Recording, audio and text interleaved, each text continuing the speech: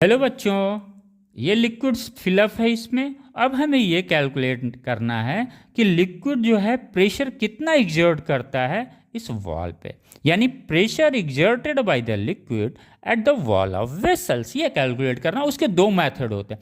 सबसे simple method है mean value या एवरेज वैल्यू निकाल लेना। जैसे अगर हम इसको देखते हैं, इस रेक्टेंगुलर को हमने यहाँ पे ले आया। इस टॉप पे क्या है?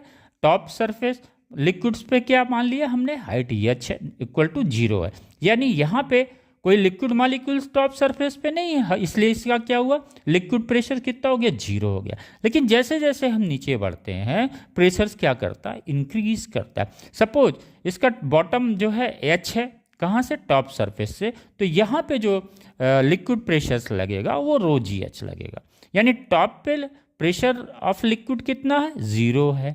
बॉटम पे प्रेशर ऑफ लिक्विड कितना है? रो जी एच है। तो मीन इसकी कितनी वैल्यू आ गई? पी टॉप पे प्लस पी बॉटम पे डिवाइडेड बाई 2, यही मीन वैल्यू आएगा। इसको अगर हम रखते हैं यहाँ पे 0 और यहाँ रो जी एच, हमें क्या मिलता है? हाफ रो जी एच।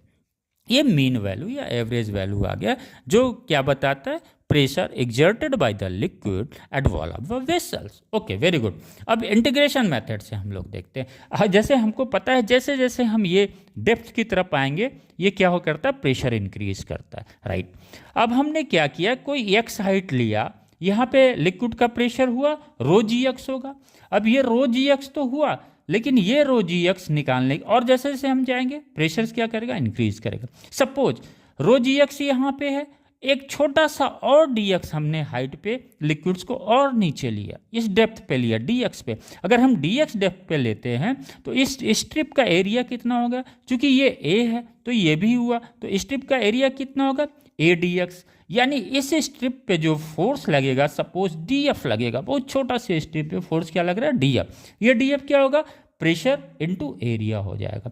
प्रेशर की एक प्रॉपर्टी है लिक्विड प्रेशर्स की, किसी भी पॉइंट्स पे लिक्विड का जो प्रेशर लगता है वो प्रेशर सभी डायरेक्शंस में इक्वल होता है, राइट। अब ये एरिया ए इसका कितना है? इस स्ट्रिप का ए इंटू डी एक्स, ये हमने रख दिया ए इंटू डी एक्स, राइट।